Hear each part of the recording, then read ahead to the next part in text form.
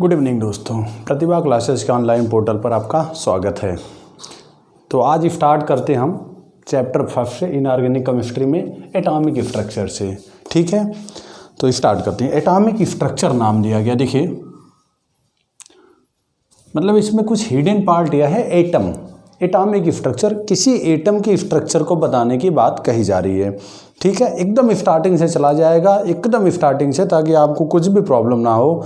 Electron proton neutron भी even बताया जाएगा। देखिए कहीं, देखिए इलेक्ट्रॉन प्रोटॉन न्यूट्रॉन होते क्या, यह भी बताया जाएगा। ठीक है, तो हम बात करते हैं एटॉमिक स्ट्रक्चर। तो सबसे पहले हम बात करेंगे एटम की। ठीक, एटम क्या होता है, तब ना उसके स्ट्रक्चर के बारे में बात करेंगे। तो देखिए एटम की डिफिनीशन जो आएगी, smallest particle which can not live in free state. ऐसा पार्टिकल छोटा से छोटा जो फ्री स्टेट में, मुक्त अवस्था में जिंदा नहीं रह सकता या रह नहीं सकता, but it can take part in a chemical reaction. लेकिन यह क्या कर सकता है, किसी भी केमिकल रिएक्शन में इस भाग ले सकता है। अगर प्रॉब्लम होगी केमिकल रिएक्शन की तो परेशान मत होना, केमिकल रिएक्शन क्या होते हैं या बाद में आगे बातें चलेंगी, अभी नोट करके रखना केमिकल रिएक्शन।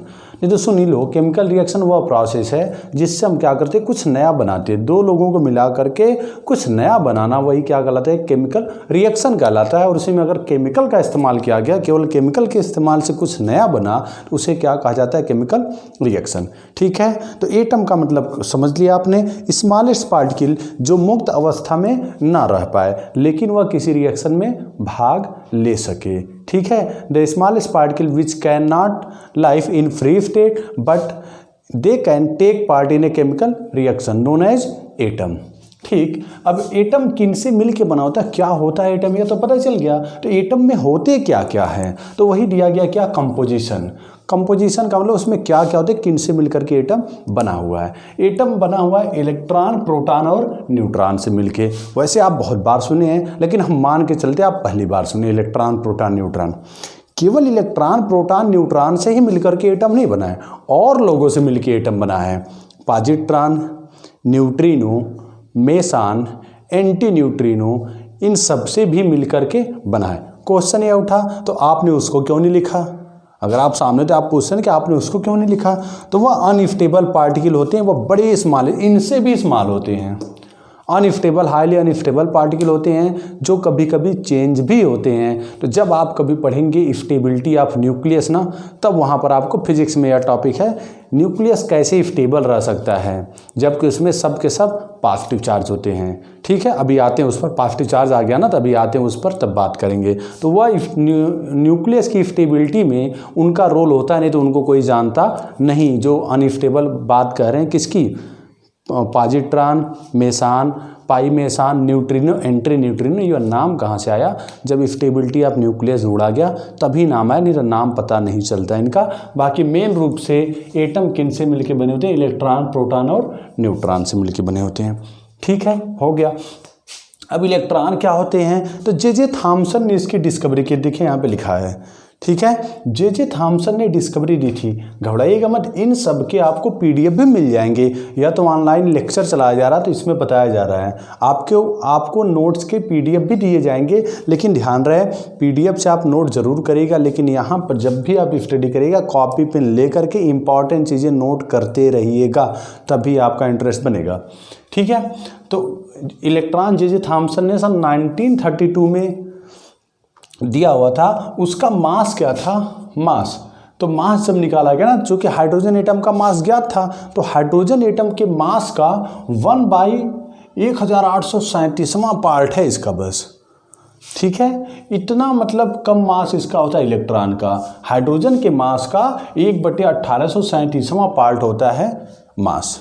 ठीक है, और इस पर निगेटिव चार्ज होता है। तो मास यहाँ पर देखिए चार्ज दिया है, यहाँ पर ये निगेटिव चार्ज दिखाई नहीं गया, लग रहा है निगेटिव चार्ज बता देंगे। हाँ देखिए, इलेक्ट्रॉन के ऊपर निगेटिव चार्ज यहाँ दिया हुआ है।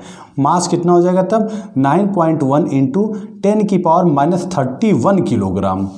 ठीक है, यह इलेक्ट्रॉन का मास होता है। इसके ऊपर निगेटिव चार्ज होते हैं, इसको E से या -1e से रिप्रेजेंट किया जाता है। -1e अगर आगे लिखा रहेगा तो इसके ऊपर पावर के रूप में माइनस का सिंबल नहीं होगा, और या तो E से क्यों लिखा जाएगा तो ऊपर माइनस का सिंबल कन्फर्म होगा। यह माइनस का सिंबल यह बताता है इलेक्ट्रॉन आर निगेटिवली चार्ज्ड। सही है।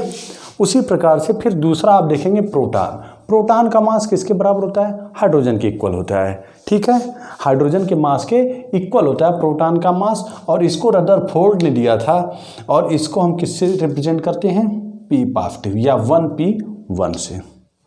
ठीक, इसका भी मास यह देखिए, यह आपको ध्यान रखना पड़ेगा 1.67 × 10⁻⁻27 किलोग्राम। इसका मतलब इससे इसका मास प्रोटॉन का ज़्यादा है, बिल्कुल ज़्यादा होगा ही होगा। तीसरा हमने डिस्कस करा न्यूट्रॉन के बारे में। सही है, यह सब के सब पार्टिकल होते हैं, इनसे मिलकर के एटम बना हुआ होता है, उसी के बारे में बताया जा रहा है। इनका मास कितना होता है और यह क्या होते हैं, तो इलेक्ट्रॉन के बारे में जाना गया, निगेटिवली चार्ज होता है। इसका मास हाइड्रोजन के मास से 1/1837वां पार्ट होता है।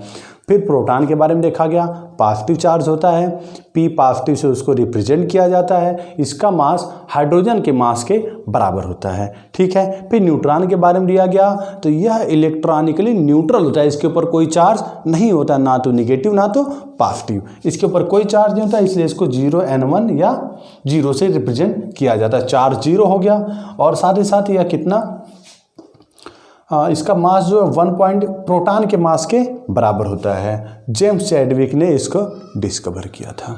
ठीक है, तो एटम के बारे में आपने पूरी जानकारी कर ली।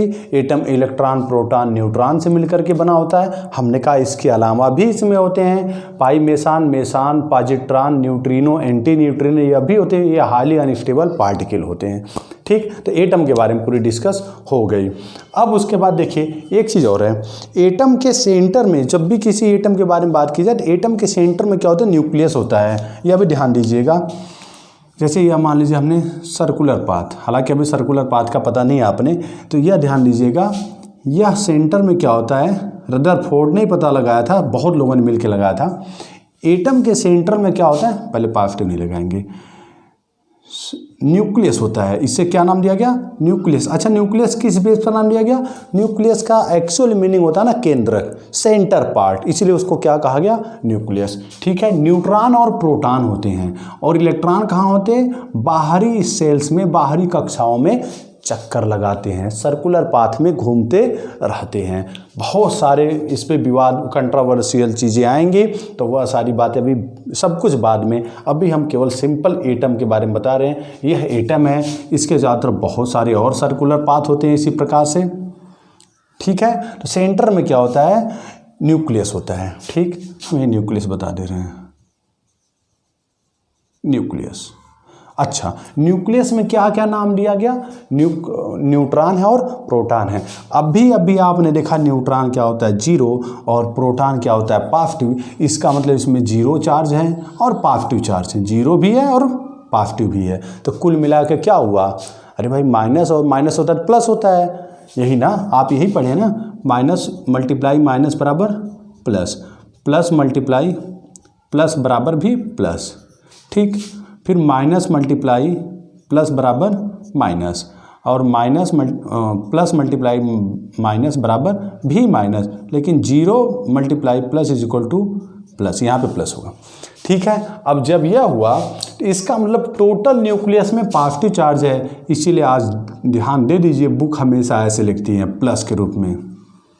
ठीक है, प्लस के रूप में लिखती है न्यूक्लियस को। क्यों? क्योंकि यह पॉजिटिवली चार्ज होता है। क्यों पॉजिटिवली चार्ज होता है? क्योंकि न्यूट्रॉन और प्रोटॉन ही पाए जाते हैं, और न्यूट्रॉन इलेक्ट्रॉनिकली न्यूट्रल होता है, जबकि प्रोटॉन पॉजिटिवली चार्ज होता है। तो ओवरऑल न्यूक्लियस क्या हुआ?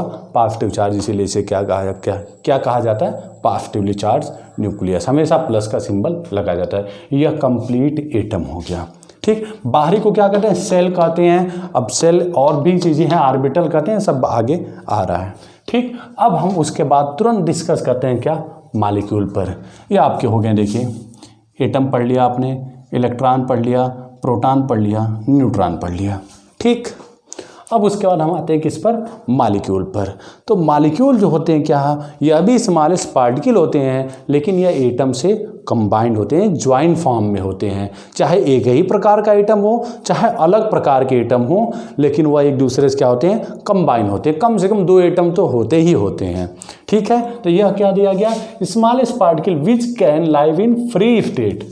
ठीक इसी का अपोजिट है, यहाँ पे यह फ्री स्टेट में नहीं रह सकता, लेकिन रिएक्शन में भाग ले सकता था, पार्टिसिपेट कर सकता था, जबकि यहाँ पर फ्री स्टेट में रह सकता है but do not take part in a chemical reaction, लेकिन किसी रिएक्शन में पार्टिसिपेट नहीं करता। आगे बातें आएंगी क्यों ऐसा होता है, क्योंकि मालिक जब एटम आपस में मिल जाते हैं, बन जाते हैं ना, तो स्टेबल हो जाते हैं, और स्टेबल मॉलिक्यूल बनाते हैं, फिर वह रिएक्शन करता नहीं है। फॉर एग्जाम्पल N2O2 F2, इनकी स्ट्रक्चर भी बाद में डिस्कस की जाएगी, ध्यान रखिएगा। सबके मतलब स्ट्रक्चर के बारे में अभी बहुत MOT है, मॉलिक्यूलर ऑर्बिटल थियरी है, वेस्पर है, ठीक है, VSPR, valence shell electron pair repulsion, सब कुछ स्ट्रक्चर ही लोग बताते हैं। तो बहुत आगे आपको स्ट्रक्चर बताया जाएगा। यह मॉलिक्यूल का फॉर्म है। तो कुल मिला के अभी आपने बस इतना जानना है, मॉलिक्यूल क्या होते हैं, स्मॉलेस्ट पार्टिकल, जिसमें क्या होते हैं, एटम कंबाइन होकर के मिले रहते हैं, which can life in free state. सही है, फ्री स्टेट में रह तो सकता है but do not take part in a chemical reaction, लेकिन केमिकल रिएक्शन में पार्टिसिपेट नहीं करता है। ठीक है, मॉलिक्यूल भी जान गए आप। उसके बाद एटम, आयंस, एटम भी पढ़ लिया, मॉलिक्यूल भी पढ़ लिया, इलेक्ट्रॉन, प्रोटॉन, न्यूट्रॉन भी पढ़ लिया, एटम की स्ट्रक्चर देख ली, सेंट्रल में न्यूक्लियस क्या कर रहा है वह भी देख लिया आपने। अब उसके बाद क्या है, आयंस। तो आयंस का मतलब ना, कोई भी एटम हो या कोई भी मॉलिक्यूल हो, ध्यान दीजिएगा, कोई भी एटम हो या कोई भी मॉलिक्यूल हो, अगर वह चार्ज्ड फॉर्म में है, अगर वह चार्ज्ड फॉर्म में है, कोई भी चार्ज उन पर है, चाहे वह पॉजिटिव चार्ज हो चाहे वह नेगेटिव चार्ज हो, उसे क्या कहते हैं, आयंस कहते हैं। या फ्री रेडिकल भी कह सकते हैं, तब भी नहीं, फ्री रेडिकल न्यूट्रल हो जाएगा। ठीक है, आयंस में क्या होगा, चार्ज, चाहे वह एटम हो चाहे वह ग्रुप हो, ग्रुप का मतलब मॉलिक्यूल ही मान लीजिए, इन आइदर पॉजिटिव वाला नेगेटिव फॉर्म, उनको क्या कहते हैं, आयंस कहते हैं। हाईली रिएक्टिव होते हैं, केमिकल रिएक्शन में यह भाग लेते हैं। ठीक है, बहुत जल्दी रिएक्टिव होते हैं, क्यों, क्योंकि अनस्टेबल होते हैं। सब बातें चलेंगी, स्टेबिलिटी की, अनस्टेबिलिटी की खूब बातें चलेंगी। ऑर्गेनिक केमिस्ट्री जब आप पढ़ेंगे, मैकेनिज्म इन केमिकल रिएक्शन पढ़ेंगे ना, mechanism in organic chemical reaction मैंने बताया था ना, फर्स्ट यूनिट का दूसरा चैप्टर, स्ट्रक्चर एंड बॉन्डिंग वाला बात, खूब वहाँ पर केवल स्टेबिलिटी अनस्टेबिलिटी की ही बात चलेगी। आप परेशान हो जाएंगे कौन स्टेबल कौन अनस्टेबल है, तो घबराइएगा मत, सारी स्टेबिलिटी बात चलेगी। उसके बाद आते हैं हम किस पर, ऑर्बिटल पर।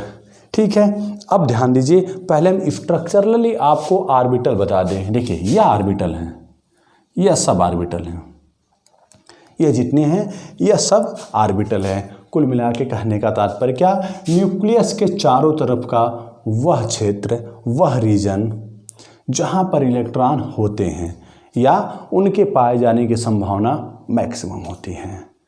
ठीक है, लेकिन न्यूक्लियस के चारों तरफ का वह 3 डायमेंशन, जिसको त्रिविम क्षेत्र कहा जाता है। ठीक है, तो वहाँ पर इलेक्ट्रॉन बहुत ज़्यादा पाए जाते हैं या मैक्सिमम प्रोबेबिलिटी होती है इलेक्ट्रॉनों के पाए जाने की, उन्हीं को क्या कहते हैं, ऑर्बिटल कहते हैं।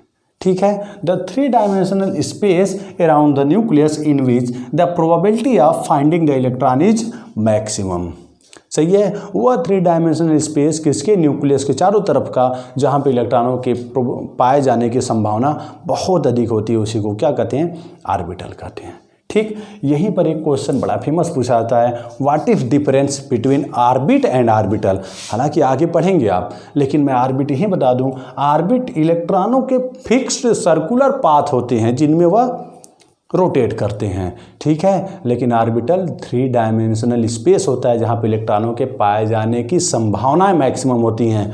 मतलब अगर कहा जाए ना, जैसे मान लीजिए यह 2 इलेक्ट्रॉन है, मान लीजिए एकदम सपोज, चलिए ऐसे 2 इलेक्ट्रॉन हैं और ये ऐसे सर्कुलर घूम रहे हैं, मान रहे हैं, ऐसे सर्कुलर घूम रहे हैं। ठीक, और बहुत सारे इलेक्ट्रॉन इसी में हैं, बीच में क्या होगा, न्यूक्लियस होगा, और ये इलेक्ट्रॉन घूम रहे हैं।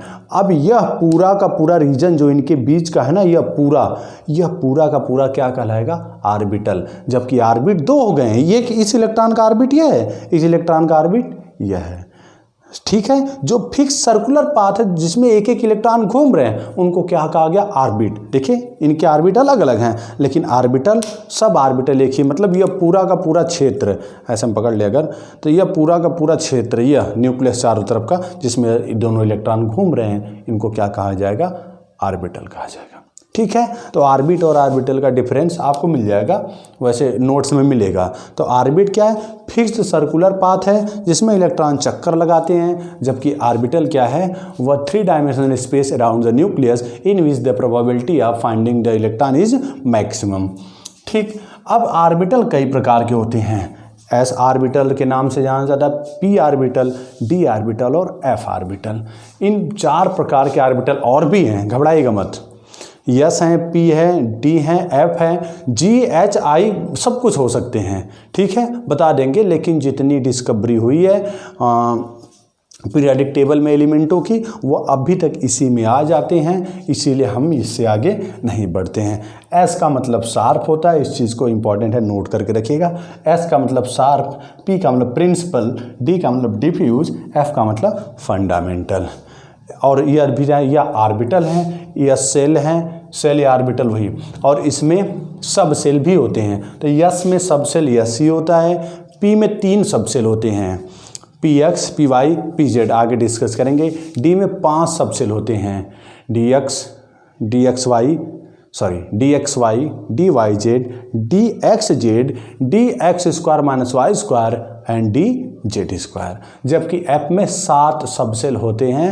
एफ में 7 सब सेल का मतलब एफ एक्स ब्रैकेट में Y square minus Z square, फिर F Y X square minus Z square, फिर F Z X square minus Y square, फिर एफ एक्स क्यू, फिर एफ वाई क्यू, फिर एफ जेड क्यू, फिर F x Y Z. तीनों को मिला करके देखिए यहाँ पे दिया हुआ है, f x y square minus Z square, f y y square minus z, oh x square minus Z square, ये गड़बड़ हो गया। एफ वाई है ना यहाँ पे, X square minus Z square, F Z X square minus Y square, F X Q, F Y Q, F Z Q, F x Y Z. चाहेंगे तो इसकी क्या बता दी जाएगी, संरचनाएं भी बता दी जाएंगी। ठीक है, ये सारी संरचनाएं आपको बताई जाएंगी। अच्छा, नेक्स्ट में हम क्या ऑर्बिट एंड ऑर्बिटल के बारे में डिस्कस करेंगे। बस थोड़ा थोड़ा भी स्टार्टिंग है ना, तो थोड़ा थोड़ा डिस्कस करते ताकि इंटरेस्ट बना रहे आपका, उसके बाद हम धीरे धीरे लेक्चर को और बड़ा कर लेंगे। ठीक है, थैंक यू, खूब मज़े से पढ़िए, थैंक यू।